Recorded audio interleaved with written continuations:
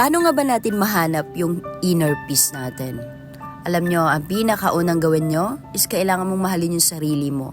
And be grateful kung anong meron ka. Kahit anong opportunity na meron ka, gawin mo. 'Di ba? Huwag mong isipin yung mga sasabihin ng ibang tao na ito hindi mo kaya. Kasi ikaw talaga sa sarili mo ang may alam kung kaya mo ba yang gawin. 'Di ba? So, syempre, mahanap mo yung inner peace mo, lalong-lalo na sa mga taong nakapaligid sa'yo, na nagsuporta, laging andyan para sa'yo. Diba? Kahit yung iba, maririnig mo yung mga negative na sinasabi nila sa'yo, pero mas lamang pa rin yung mga sumusuporta.